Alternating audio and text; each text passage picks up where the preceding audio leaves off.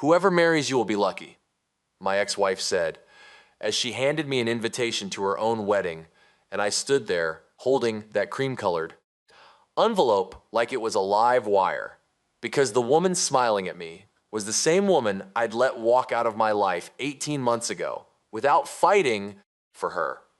My name is Fletcher Caldwell, and for 7 years I was married to Nadia Ellington, the kindest, most patient woman I have ever known.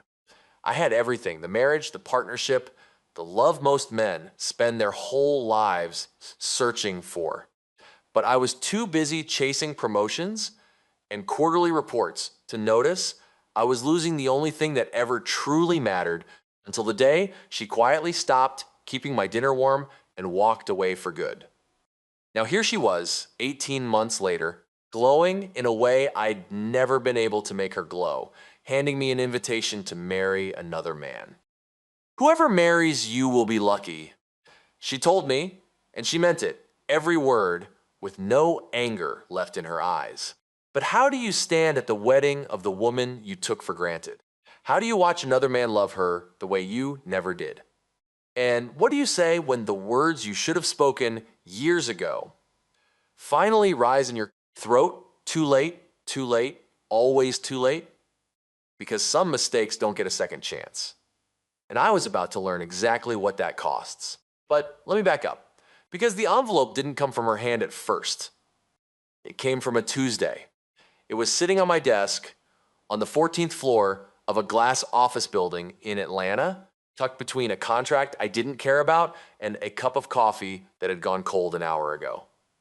Cream-colored, heavy, the kind of paper that costs money and means something.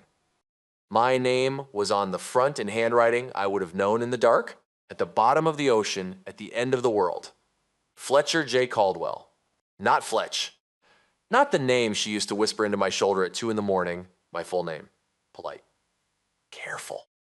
The handwriting of a woman who had taught herself to keep a safe distance from me. I didn't open it right away. I just sat there and stared at it, and my heart started doing something strange and heavy in my chest, like it already knew.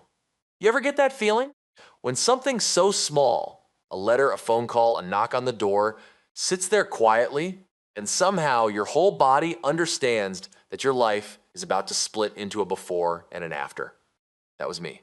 41 years old, corner office, fancy watch, empty apartment, staring at an envelope like a coward. Finally, I opened it. Inside was an invitation. Ivory cardstock, gold letters. A little sprig of dried purple lavender tucked into the fold, the kind she used to grow on our kitchen windowsill back when we had a kitchen, back when we had an us. Together with their families, Nadia Rose Ellington and Callum James Whitfield joyfully invite you to celebrate their marriage. And just like that, the words went blurry. Not because I cried. I hadn't cried since my father's funeral 11 years ago, and even then I did it alone, in a parked car where no one could see. No. The words blurred because something deep inside me, something I had buried under 18 months of late nights and forced smiles, suddenly cracked wide open. Nadia Rose Ellington. She'd taken her name back. Of course she had. I'd signed the papers that let her. I sat at a long wooden table across from 2 lawyers, and I signed my marriage away in blue ink, and then I drove home and ordered takeout and watched a documentary about fish that live at the bottom of the sea, creatures that survive in total darkness, crushed by all that water, and somehow keep swimming. I remember thinking, yeah, I get it. I know exactly how that feels. That was 18 months ago. And now she was getting married to a man named Callum, and she had sent me an invitation. I turned the card over with shaking fingers, and there, on the back, in that same careful handwriting, she'd written me a note. 4 lines, just 4. But those 4 lines would follow me for the rest of my life. Fletcher, I hope you'll come. It would mean the world to me. You were my best friend before you were anything else. Whoever marries you will be lucky. I've always believed that. Nadia, I read it once, then twice, then a 3rd time. Whoever marries you will be lucky. How could she write that? After everything?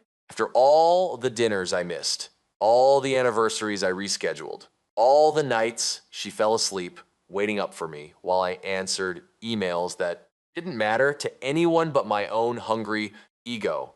How could the woman I had let down so completely sit down and wish me good luck like I was the one who deserved it? I put the card in my desk drawer underneath a legal pad where I couldn't see it. It didn't help. I knew exactly where it was. You always know where the thing is when you're trying not to look at it. My phone buzzed. It was my oldest friend, Damon. You get the invitation? He wrote. I stared at the message. Damon and his wife, Simone. Simone was Nadia's best friend in the whole world. Their little girl, Rosie, was 3 years old, all wild curls and loud opinions, and she was going to be the flower girl. That was the thing about my divorce. It didn't cut clean. Nadia and I had grown a whole forest of shared people, shared friends, shared family, and you can't divorce a forest. The roots stay tangled. Yeah, I wrote back. I got it. You okay? He asked. I looked out my window at the city. All that glass, all that ambition, all those buildings full of people chasing the exact same thing I'd chased. Bigger, more, higher, and I wondered how many of them were going home tonight to apartments as empty as mine. No, I finally typed. It was the most honest thing I'd said in months. He called me. Of course he did. That's the difference between people who love you and people who just know you. Fletch, he said, and his voice was gentle in a way that made my throat tight. She's happy, man.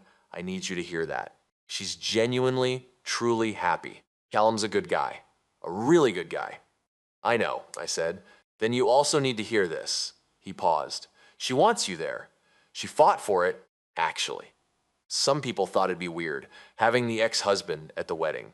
But Nadia said, and I'm quoting her here, she said, Fletcher was part of my whole life. I'm not going to pretend he wasn't. I want him there. I closed my eyes. That was Nadia, right there.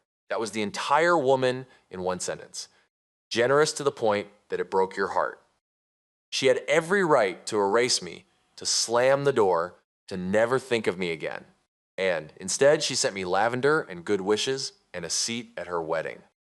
I don't know if I can do it, I admitted. I don't know if I can sit there and watch. Then don't watch, Damon said. Listen, pay attention. Maybe for the first time in your life, Fletch, actually be there for somebody, even if it's the last thing you ever do for her. He hung up. And I sat in that office for a long, long time as the sky went orange, then purple, then black, and the city lights came on one by one like 1,000 tiny apologies. Here's the thing nobody tells you about regret. It doesn't show up all at once. It comes in pictures, little flickers. The way she used to hum when she made coffee. The way she'd reach for my hand in the car without even looking. The Wednesday night, I'll never forget it. When she put on music in our kitchen and held out her arms and said, "Dance with me, Fletch." And I said, "I've got a call in 10 minutes, babe." And I watched her arms slowly come back down to her sides. I had 10 minutes. I had 10,000 minutes. And I gave them all to people who would have replaced me in a heartbeat, instead of the one person who never would have. There was a night near the end I didn't understand. It was the end then, but it was when I came home at midnight and the kitchen light was off. No plate of food keeping warm in the oven. No Nadia on the couch with a book, waiting up. Just darkness and quiet. And I remember feeling relieved. God, forgive me.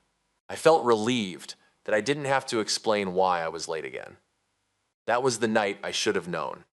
When a person stops waiting up for you, it isn't because they stopped caring. It's because they finally understood that caring was costing them more than they had left to give. 3 weeks later, she sat me down and told me she was leaving.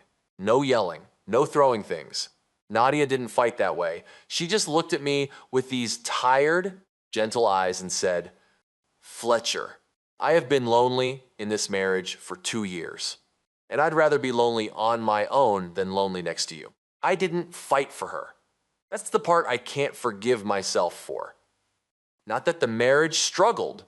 Every marriage struggles. But that when she stood at the door of my heart and knocked one last time, I let her walk out. I told myself I'd fix it later. I told myself there was time. I told myself 100 comfortable lies because the truth that I was about to lose the best thing that ever happened to me was too heavy to hold. Some mistakes don't get a second chance. I opened the drawer. I took out the card. I read those 4 lines again under the glow of my desk lamp. Whoever marries you will be lucky. And right there, alone in that office at 9 o'clock at night, I made a decision. I was going to that wedding. Not to ruin it. Not to win her back. I knew, even then, that door was closed forever. I was going because I owed her one thing I had never once given her in 7 years of marriage. I owed her my full, complete, undivided attention, just once, even if it killed me. So 3 days later, I packed a bag, got in my car, and started driving south. 7 hours of highway and pine trees and farmland, down toward the coast, down toward Savannah, down toward the wedding of the only woman I'd ever loved. I didn't fly. I needed the miles. I needed time to become someone who could survive what was waiting for me. And somewhere on that long, lonely road, with the radio off and my hands tight on the wheel, a question kept circling my mind like a bird that wouldn't land. What was I going to feel when I finally saw her again? When I saw her glowing on another man's arm, in a city full of golden light and old oak trees dripping with moss, and worse, far worse. What was I going to do if, the moment I looked at her, every single word I should have said 8 years ago came rushing back up my throat all at once? The drive ended in a city that didn't feel real. Savannah in April looked like something out of a dream you didn't want to wake up from. Giant oak trees lined every street, their branches reaching across the road to hold hands overhead, draped in long gray curtains of Spanish moss that swayed in the warm wind. The air smelled like flowers and salt water and something older underneath, like the whole city had seen 1,000 love stories and 1,000 heartbreaks and had stopped being surprised by either one. I checked into a little inn on a narrow cobblestone street. White house, black shutters, a porch swing out front that moved gently in the breeze like it was rocking a memory to sleep. And I unpacked my bags the way I do everything, carefully, precisely. Suit for the rehearsal dinner, suit for the wedding, shirt for the brunch after. Everything in its place, everything controlled. That was always my problem, if I'm being honest. I was so good at controlling things, schedules, deals, numbers, outcomes. But you can't control a heart. You can't put love on a spreadsheet. And the harder I'd tried to manage my marriage like a project, the faster it had slipped through my fingers. The rehearsal dinner was that evening. It was held at an old plantation-style estate on the edge of the city. White columns, magnolia trees, a wide green lawn with a big white tent and hundreds of little string lights hanging overhead, turning the whole night gold. A jazz band played something slow and easy near a stone fountain. People laughed, glasses clinked. Everything was beautiful, and I stood at the edge of it all, holding a glass of sweet tea, feeling like a ghost at my own funeral. Then I saw her. She walked across that lawn in a soft pink dress, her dark hair pinned up loose, with a few strands falling free the way they always did, like they refused to be tamed. She was laughing at something her best friend Simone had said, head tipped back, eyes shining, and it was the laugh that hit me first, the real one. You see, Nadia had 2 laughs, the polite one she used at parties, and the real one, the one that started in her eyes a half second before it reached her mouth. I hadn't heard the real one in 18 months. I didn't even realize how much I'd missed it until it crossed that lawn and slammed into my chest like a wave. Damon appeared beside me. He put a hand on my shoulder. Breathe, he said. I'm breathing. No, you're not, I breathed. And then she turned. Not toward me, just turning to look at the room. But our eyes found each other anyway. the way they always had, even in a crowd, even across 100 parties. For one split second, neither of us was guarded. For one second, we were just Fletcher and Nadia again. Then she smiled. And it wasn't a careful smile. It wasn't a sad smile. It was warm and open and glad, a smile that said, "You came. I'm so happy you came. We're gonna be okay." She crossed the lawn toward me, and I had nowhere to run. "You came," she said softly. Of course I came. She hugged me, just for a moment. Warm and quick, the kind of hug that has 7 years of history folded inside it. And I hugged her back, but I was so careful about how long it lasted, careful about what my arms were allowed to say, careful in a way I was never careful when it actually counted. She stepped back and looked at me. "You look good, Fletcher." "Nadia." I looked at her, really looked. "You look happy." And she did. That was the unbearable part. She was lit up from the inside, the way people glow when their life has finally fit itself together into something that holds them. It was the most beautiful thing I'd ever seen. And it was the most painful thing I'd ever seen. And somehow, they were the exact same thing. "Come meet Callum," she said. And before I could brace myself, she took my hand, easy, natural, without even thinking about it, and led me across the lawn. Now, let me tell you about Callum Whitfield. I wanted to hate him. I drove 7 hours, partly hoping he'd be a fool. Some flashy nobody who didn't deserve her. That would have been easier. That would have let me sleep at night. But Callum was, somehow, exactly the man I would have built for her if God had handed me the clay. He was tall, easy in his own skin, the kind of calm that doesn't need to prove anything. He was an architect, but not the rich, showy kind. He designed schools and libraries and homes for families who couldn't afford much. He shook my hand firm and looked me right in the eye. And when Nadia stepped up beside him, I watched his whole face change, just a little, just enough. It went soft, like the sun had come out behind his eyes.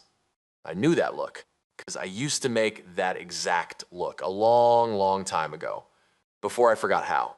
"She's told me a lot about you," Callum said. "Good things, I hope," I said, "because that's the thing you say." He smiled, steady, genuine, no games in it. Honest things. And somehow that was worse, because an honest man, looking at me kindly after knowing the truth about how I'd failed her, that was a mercy I hadn't earned. I watched him all evening. I couldn't help it. I watched the way he listened when Nadia spoke, actually listened, his whole body turned toward her, his eyes never drifting to his phone, never scanning the room for someone more important. I watched the way he laughed at her jokes, not to be polite, but like she still surprised him after all this time. And I watched little Rosie, the flower girl, run across the lawn and crash straight into his legs, and without even pausing his conversation, Callum reached down and scooped her up onto his hip, comfortable as anything, like being needed was the easiest thing in the world. I used to think love was something you felt, a big, dramatic feeling that swept you away. Standing in that golden tent, watching another man hold the family I threw away, I finally understood the truth. Love isn't a feeling. Love is attention. Love is the boring, daily, unglamorous choice to turn your whole self towards someone and say, "You. You are the most important thing in this room." Every single day. Callum knew that. I learned it 18 months too late. And then it happened the moment I'd been terrified of since Atlanta. It was Rosie who did it, of all people. That little troublemaker found me hiding at a corner table, pretending to read the dinner menu so I wouldn't have to look at anyone. "Fletcher," she announced, tugging my sleeve, her basket already missing half its flower petals. "Come see Nadia. She's on the balcony. She looks pretty." I have never in my life been able to say no to that child. The balcony ran along the second floor of the old house, looking down over the whole golden party below. And there was Nadia, standing alone at the railing, her shoes off, a glass of sparkling water in her hand, gazing down at all the people who loved her. She heard me coming and turned. Rosie sent you, she said, half laughing. Rosie has a very strong personality for someone who still can't say my name right. She laughed. The real one. I caught it and held on to it. We stood side by side at that railing, looking down at the lights, the music, the dancing. And we didn't talk. With Nadia, the quiet was never uncomfortable. That was one of the first things I'd loved about her all those years ago. She never filled silence just to fill it. But this silence had a weight to it. Because I could feel the words building inside me. All of them. Every single thing I should have said in year 3, year 4, year 5. Every I see you, every you matter more than any deal I ever closed. They were rising up my throat like a flood behind a cracking dam. Are you okay? She finally asked, quietly. Really, Fletcher? Are you okay? I gripped the railing so hard, my knuckles went white. I'm working on it, I said, and it was the truest thing I had said in years. She nodded slowly, like that was exactly the right answer. Then she turned to me, and her face was so gentle, it nearly broke me. I need you to know something, she said. I don't have any anger left. None. Whatever happened between us, whatever hurt, I made peace with it a long time ago. She paused. But I needed you to come this weekend because I needed you to make peace with it too. I don't want you carrying this for the rest of your life, Fletcher. You deserve to put it down, and that was it. That was the moment. The words came all the way up. They were right there, sitting on my tongue, burning. I still love you. I never stopped. I was a fool. I would give everything I own to go back. Don't marry him. Marry me again. Let me be the man I should have been the first time. I opened my mouth. And then I looked down. Down at the party where Callum stood talking to Damon, gesturing with his hands the way he did when he was excited about something. And at that exact moment, like the universe itself wanted to teach me one final lesson, Callum looked up, not searching, not suspicious, just one of those random glances people make. And he found Nadia up on the balcony. And his face did the thing again, that soft, helpless sunrise thing. And he lifted his glass to her just slightly, just for her. And beside me, I felt Nadia change. I didn't even have to look at her. I could feel it. The way her whole body softened, the way she lit up from the inside, the way she smiled down at him with her entire self. She glowed for him in a way she had not glowed for me in years. In a way, if I'm honest, that I had never once managed to make her glow. And the words in my throat, every single one of them, quietly dissolved into nothing. Because I finally understood something standing on that balcony under those golden lights. Some things aren't the words you say. Some things are the words you swallow. So the person you love can keep the happiness they finally found. So you don't set fire to their whole life just to make your own conscience feel lighter for one selfish second. Loving her wasn't going to be a grand speech on a balcony. Loving her now meant letting her go. Cleanly, truly, with my whole heart. I cleared my throat. My eyes were stinging. I made sure my voice was steady before I let myself speak because I needed every word to be true before it left my mouth. I'm happy for you, Nadia, I said. Truly, he's a good man, and he sees you. She turned and looked at me, and her eyes were shining now too. She reached over and put her hand on top of mine on the railing. Just for a moment. Just enough. I know, she whispered. That's why I sent you the invitation. Down below the bands started playing soft and slow. And I stood there beside the woman I had lost, watching the man who had won her, and I felt my heart break and heal at the very same time. But the hardest part was still coming. Because tomorrow I would have to sit in a chair under those ancient oak trees in front of everyone we both knew and watch her promise her whole life to somebody else. And I had no idea, none, whether I was strong enough to keep myself together when she walked down that aisle. I didn't sleep that night. I lay in that little inn on Jones Street, listening to the porch swing, creak in the wind, watching the ceiling, rehearsing how a man is supposed to breathe while his heart is being lowered into the ground. Morning came too soon. Savannah put on its very best face for her. Soft blue sky, white dogwood petals, drifting through the air like slow snow, the golden light spilling through the oak trees like the whole world had agreed to be beautiful for Nadia Ellington one last time. The ceremony was on the back lawn of that grand old estate, under a canopy of live oaks so ancient their branches had grown together overhead, tangled into each other like they'd spent 200 years deciding to hold on and never let go. I sat in the 5th row. I chose it carefully, close enough to honor her invitation, far enough to give the moment room to breathe without me in the middle of it. That was new for me, thinking about what she needed instead of what I wanted. 18 months too late, but I was learning. The string quartet began to play. And little Rosie came first, down the aisle, dropping flower petals with the fierce concentration of a tiny surgeon, stopping every few steps to pick up a petal she dropped wrong and place it, again, exactly right. The whole crowd laughed softly. And for the first time all day, so did I. Then the music swelled, and Nadia appeared. We all rose. And she walked down that aisle on her brother's arm. Her father passed 3 years back, another quiet sorrow stitched into her story, in a gown that was simple and glowing and completely, perfectly her. No show, no excess, just Nadia, more herself than I had ever seen her in all the years I'd known her.